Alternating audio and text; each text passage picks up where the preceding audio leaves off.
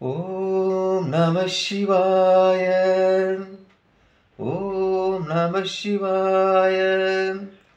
ஓம் நம சிவாய. அன்பான சிவ அன்பர்களே, கடந்த நாட்களில் பார்த்தீங்கன்னா நான் தேவார பாடல் பெற்ற கோவில் 274 கோவில் சிவாலயங்கள் இருக்கு இல்லையா, அது ஒவ்வொரு மாவட்டத்து வரையா எங்கெங்கே எத்தனை கோயிலுக்கு நான் சொல்லிட்டு வரேன்.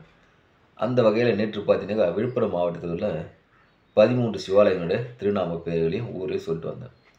இப்போ நாம் பார்க்க போகிறது பார்த்தீங்கன்னாக்கா திருவண்ணாமலை மாவட்டத்தில் இருக்கிற பாடல் பெற்ற தேவார பாடல் பெற்ற சிவாலயங்கள் மொத்தம் எத்தனை இருக்குதுன்னு பார்க்கலாம். அது எந்த திருநாமத்தில் இருக்குதுன்னு பார்க்கலாம். சரிங்களா?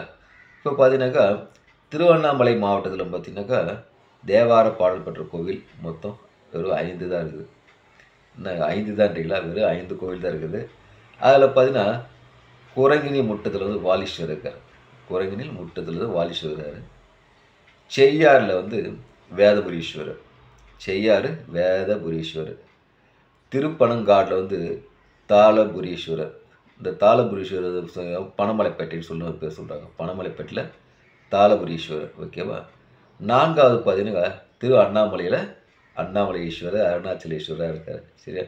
5வது பார்த்தீங்கன்னாக்கா தண்டரையில் பார்த்தீங்கன்னா பீமேஸ்வரர்.